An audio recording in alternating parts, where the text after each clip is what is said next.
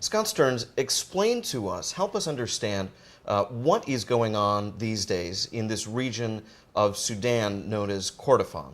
Southern Kordofan and Blue Nile are areas of what remains the Republic of Sudan, where many people fought alongside the SPLA and the SPLM in the long civil war against the government in Khartoum.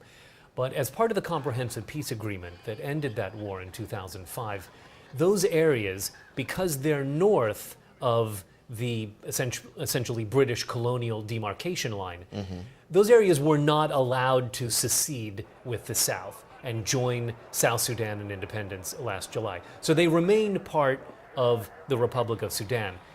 It's difficult for aid agencies to get into that area because the government of Sudan is not letting people into that area. The Arab League is joining the United Nations and African Union in trying to convince Khartoum to allow international aid agencies into southern Kordofan and Blue Nile.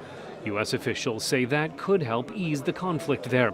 The government in Khartoum says, well, there is an ongoing rebellion in southern Kordofan and Blue Nile, so we're not sure about opening humanitarian access. The issue is further complicated by Khartoum's allegation, I think correctly, that the new government of South Sudan is supporting militia in southern Kordofan and Blue Nile, and South Sudan's, I think again, correct allegation that the North is supporting cross-border raids into South Sudan. If they want to change the regime in Khartoum, we will work to change the regime in Juba.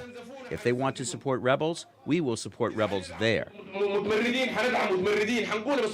So you have these two regions and these two presidents, Salva Kiir in South Sudan and Omar al-Bashir in Sudan, making allegations of rebel incursions across this border territory.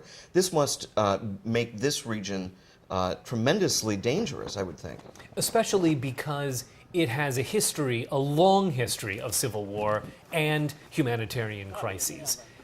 The great hope, obviously, with the creation of South Sudan, but I think that their ambitious development agenda is already imperiled less than a year since their independence, largely because this hostility has led to the closure of oil production. Oil is central to the economy of South Sudan and important to the economy of Sudan itself.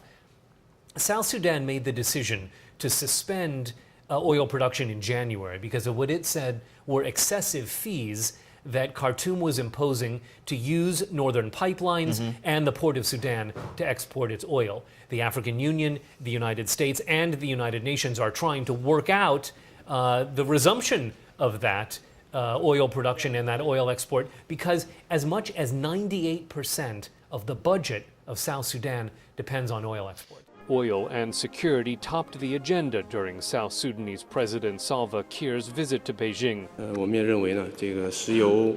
We believe oil is the economic lifeline for both Sudan and South Sudan.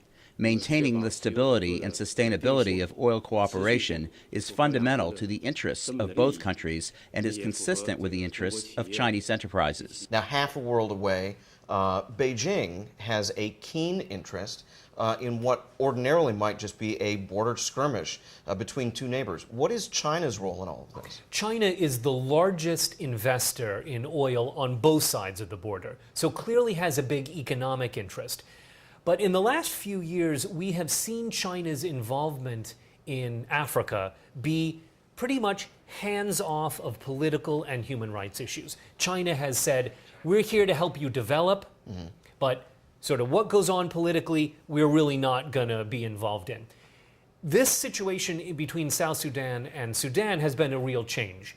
China has become much more actively engaged in trying to resolve some of these outstanding border and citizenship issues between Sudan and South Sudan, because it knows that there will be no oil from either side of the border until these issues are resolved. And this is a very different role for China, which ordinarily is preaching non-intervention in other countries' affairs. How does Washington see all of this playing out? Washington is very encouraged by this role that China is playing, and unlike some other areas like Guinea, maybe Congo and Zambia, where the U.S. has been sort of unsure of China's role in these things. I think the State Department has been very encouraged by this. Now, is this ultimately about making the oil flow again and meeting China's economic demands? Okay, well, that's a large part of it.